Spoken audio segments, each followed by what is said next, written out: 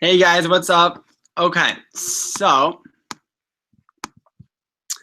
I'm Judd, for anyone who doesn't know me, and tonight we're going to talk about how to be chill. I think tonight we're going to focus more on the chill part of Torah and chill.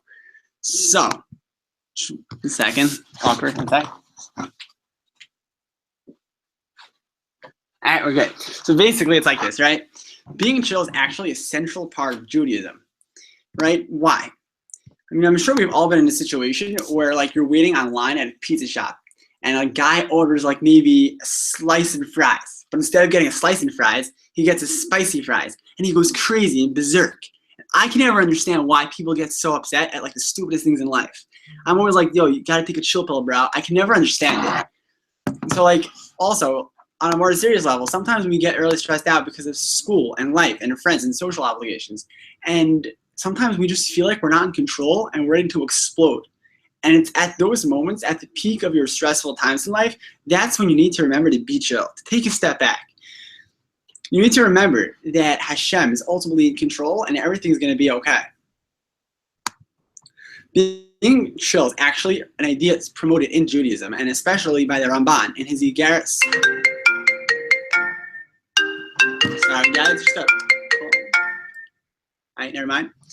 So, being chill is actually promoted by the Ramban in the Igaris HaRamban, which is a sefer. It's a book that was written by the Ramban when he was living in Eretz Yisrael to his son, who was in Spain. And throughout the throughout the letter, he writes different character traits that are essential to being a good Jew, and amongst those are actually being chill. He opens up the letter by saying,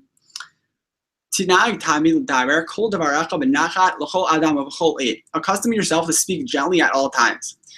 Being that that's the first line of the letter, I think we can see how much the Ramban emphasized being able to carry yourself in a mild-mannered fashion and being gentle and carrying yourself like by not being easily agitated or irritated and just being a chill person. I think the Ramban was a chiller, and he encourages us all to be one too. Practically, I think this means that we have to think before we act. Whenever you're in a situation, just take a step back. If someone gets your order wrong at the pizza shop, don't get upset at them. Just realize, wait, this is a stupid thing to get upset about. Let me be chill and let me relax and let me listen to their Ramban and speak gently and carry myself in a mild way. Furthermore, in life, when things go badly, don't explode from it.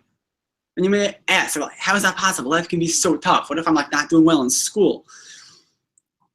Like when you have maybe when you're in school, right, and you get like a 50 on a test, and you're like, oh man, I got a 50, but then you find out your friend got a 52, and you're like, oh wait, so he also failed. So like it's better. And then you go home, and your parents are like, so how'd you do? And you're like, I got a 50. And then you're like, but my friend also got a 50, and they're like, okay, like all right, you both failed, like whatever.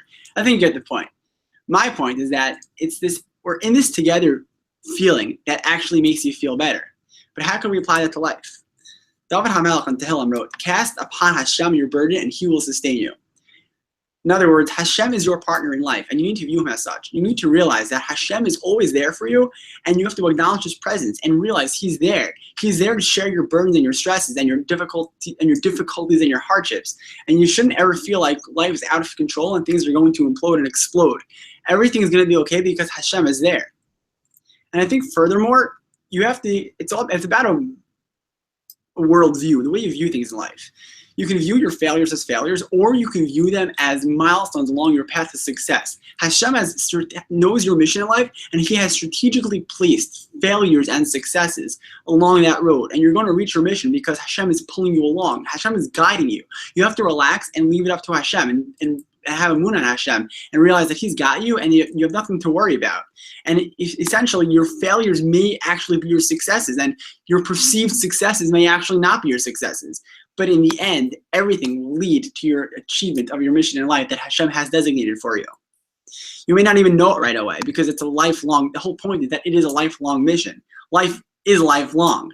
And you have to just trust on Hashem that he will carry you there. I think furthermore, the Rambam promotes being content with your life. Meaning, don't just be chill on a moment to moment basis when you're in the pizza shop. That's not the end of it. you have to also be happy with what you have in life. And we learned that in Pirkei Avos, where it's that where a mission asks, who's happy with his life? And it answers, he who's happy with what he has.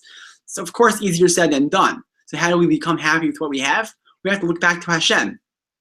We have to remember that whatever we have, Hashem has given us and wants us to be happy with that. You can have two people in identical situations. One can view it, you have two poor people, right? And one can be miserable and the other can be happy. Why? Because of the way he views his life. Both were put there. Hashem gave both people, let's say, the same resources. But one person has a strong sense of Emunah Hashem, that everything's going to be okay. And the other guy thinks, oh, this is all on me. And he gets all stressed out and goes crazy. Again, at the end of the day, you have to just relax, take a deep breath, and realize Hashem is in control and everything's going to be okay. I thought of this before. I think it's like bumper bowling, right? Like when you go bowling, you aim for the strike.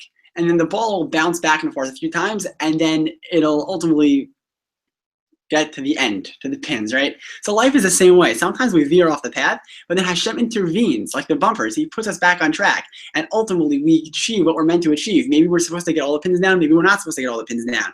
But at the end of the day, you have to just try your hardest and leave it up to Hashem, and trust that Hashem is there guiding you, whether you can see him or whether you can like see him or whether you can't, right? And that's not to say that you shouldn't try in life. You absolutely have to try. But at a certain point, when you're trying your hardest, if you think you're failing, you're not really failing. It's just Hashem didn't want that to be your specific success or achievement. If you got a 40 on a test, it doesn't mean that you're a failure in life. It means Hashem is maybe building you up for something. Maybe you're meant to fail a test, and maybe you're meant to then like get upset at failing the test and start like a tutoring company. Then you'll make like a lot of money, be successful because of that. And you wouldn't have done that unless you failed. So you never know what Hashem's plan is for you in life. So you have to just relax and take it easy. Sometimes you fail after working so hard, and sometimes you succeed while seemingly doing not much. But that's why no matter what, you need to be content, happy, and chill. All right, I think that's it. Hope that's good. Any questions?